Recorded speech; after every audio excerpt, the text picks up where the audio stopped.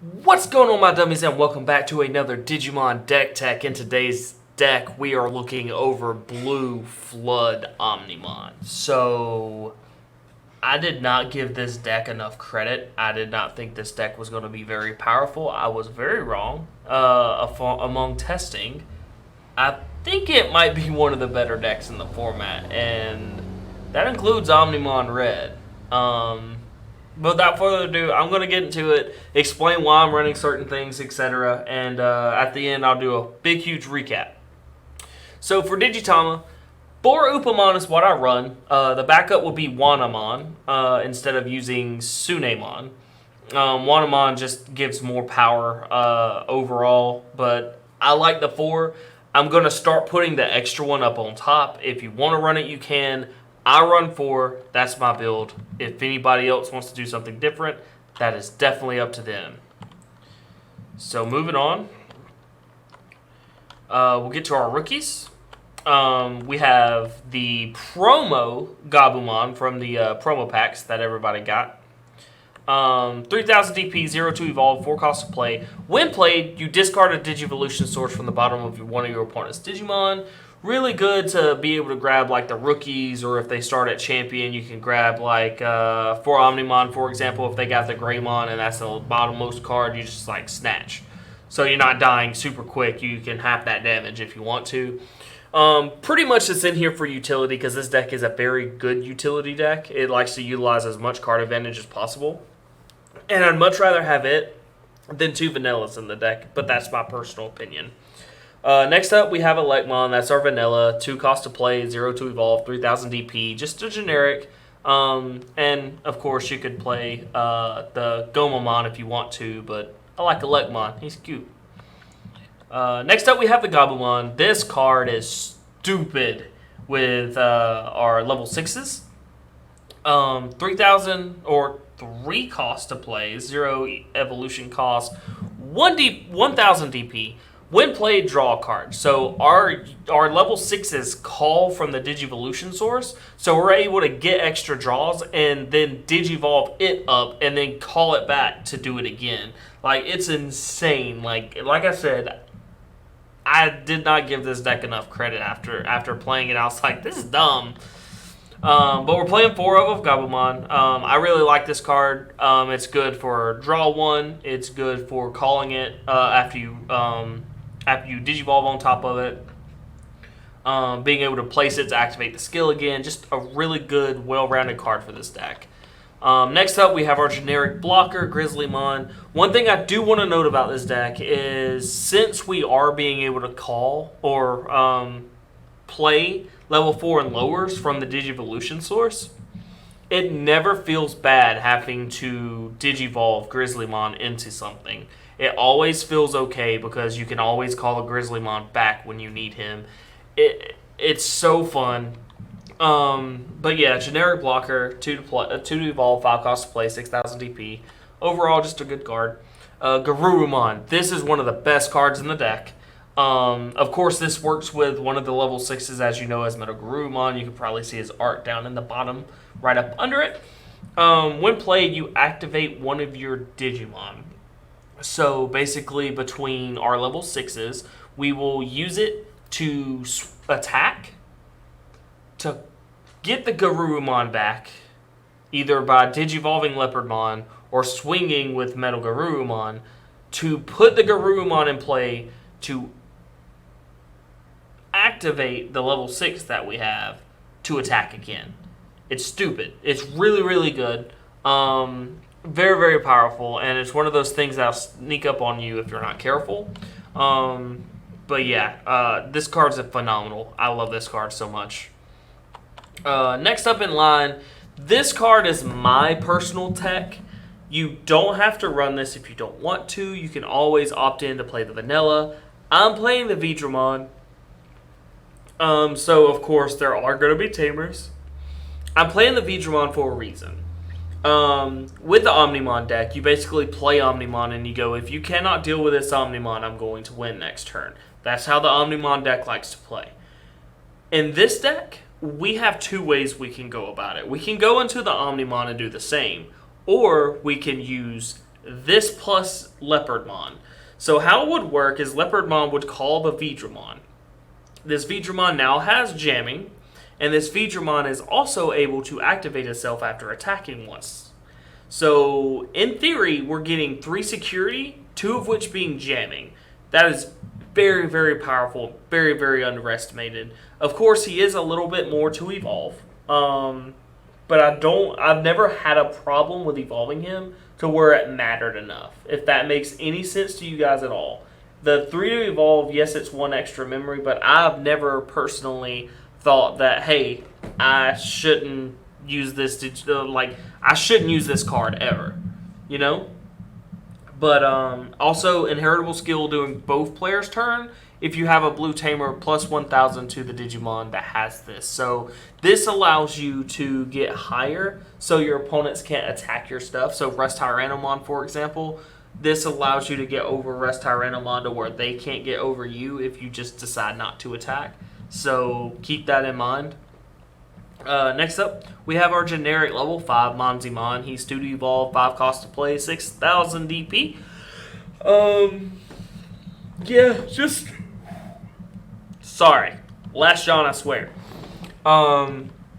Just a well-rounded card, or not a well-rounded card, but just our vanilla. We have to play it. I don't see why not.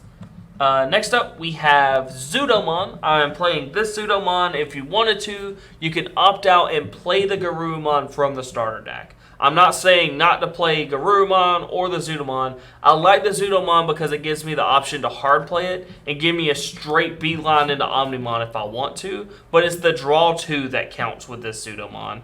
Also, his inheritable skill is not bad at all.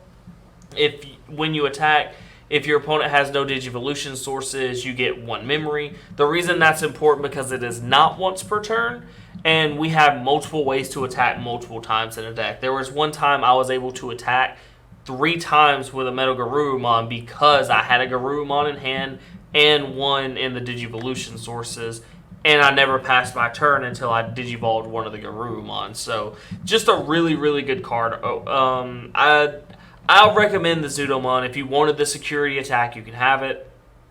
The Garurumon has it, but I prefer Zudomon.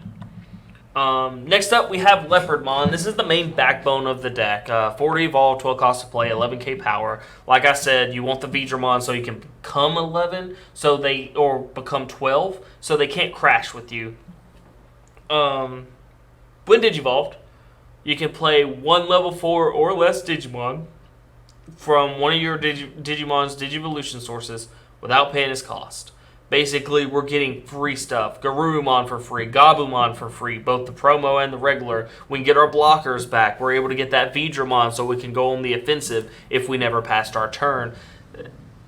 Also, our level 4 less Digimon have jamming. Now, this is important to note. There has been cases where I went wide and slowly Digivolved up into Leopardmon to where my opponent had 3 security left, but I had 4 attacks in total with the Leopardmon, but 3 of which was jamming. Otherwise, it's just really good. I love this Leopardmon. I'm glad it's coming out in the first set, but I also have questions as to why it's coming out in our first set. But I'm not going to say it's bad. I like this. I really do like this edition. Next up, we have MetalGarurumon from the base set. When attacking, play 1 level 4 or less Digimon from your Digivolution sources as a separate Digimon without paying its cost. Basically, same thing as Leopardmon does on Digivolution, only MetalGarurumon does it when it attacks. One important thing to note is the cost and the power is still the same as Leopardmon, only it's 1 less to evolve than Leopardmon. Now, of course, I had to cut some room for option cards, so that's why I'm only playing 3. If you wanted a 4th, I'll tell you what you can take out later, but I personally like having the 3. Moving on. We have our Omnimons. We're playing a 3 of. 15 cost to play, 6 to evolve on a red or a blue Digimon. So, of course, we're putting it on a blue. 15,000 power. Now, one thing I do want to note, this is most of the time a security check kill you card. I wouldn't rely on it too much. Remember, this is 3 cards out of a 50 card deck. You might see it in your security stack once out of every 10 games. Plus, you don't want it there. You want it in your hand. Anyways, effects are when it's Digivolved. Destroy one of your opponent's Digimon and all Digimon that have the same name as that Digimon. Like I said in my Omnimon Red video, something that's very important to note about this Omnimon is if they have promo Agumon, they have starter deck Agumon, and they have I don't know, like 3 separate Omnimons, 2 promos and a regular. If you play this Omnimon, it not only destroys the one you're targeting, but the rest of them because they share the name. Now, it's not the set number it's in, it's the name. But you can play 4 of each card that has the pack number. So keep that in mind. Like, this card is really good, and it does not have any kind of I don't know what word I want to use there. It's not biased. It's going to wipe them all out. Anyways, when attacking, you can return a level 6, and that goes along with how this deck is working. We're going to keep calling stuff like out of our Digivolution sources, so we can Digivolve up to a level 6. So this Omnimon allows us to get a level 6 to our hand from his sources, so we can Digivolve it again. But basically, returning a level 6 Digimon from the Digivolution sources to your hand, you can activate this Digimon. Some important things to note about Omnimon. Using that ability against purple is sometimes not the best option because they play Trump Sword. You want to make sure that thing is tapped down. However, it's really good against green, where green has stuff that has to deal with resting. So keep that in mind. Like, there's certain colors you want to activate this on, and other colors you want to kind of be on the defensive about. Next up, we have the set Mat Ishida. Start of your turn, if your memory is 2 or less, you get 3 memory, generic, 4 cost to play. During your turn, if you have a blue Digimon, by resting this card, discard, or when you play a blue Digimon, by resting this card, discard a Digivolution source from the bottom of one of your Digimon. Now, this is very important. It says whenever you play a Digimon. So, for example, playing one from your hand, right? It also means that if Leopardmon or MetalGarurumon puts one into play, you still can rest this mat to gain this ability.